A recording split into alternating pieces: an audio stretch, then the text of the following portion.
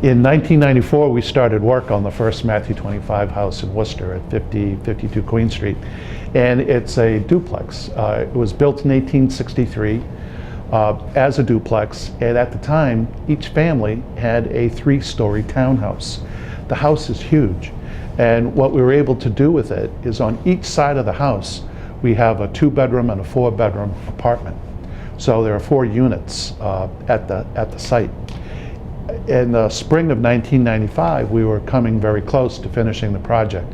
And we actually had the right-hand side of the house finished, the number 50 side. And it was time to start looking for tenant families to move in.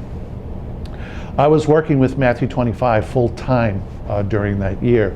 And one of the things I noticed is, as I was on site, people would come up and ask us when the house would be finished and would there be apartments for rent.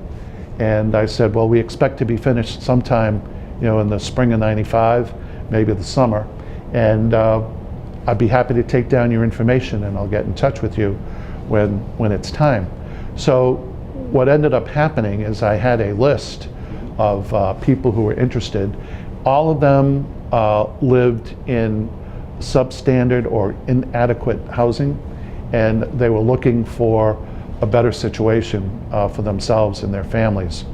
So it ended up that our first tenants came off of that list that I developed. I worked with a single mom who had 1 child, and she ended up taking the first floor unit, which was the 2-bedroom unit. And then there was a fellow by the name of Frank Oster, who had come by and offered to help out. He had some building skills and he volunteered, and his family was in a little bit of a difficult situation. So he and his wife and their 4 children ended up moving into the 2nd floor unit, which was a 4-bedroom unit. And that's how we got the first 2 tenant families for Matthew 25. They moved in May of 1995. And over the summer, we finished the other side of the house, and through a similar process, we located 2 more families for the other side of the house.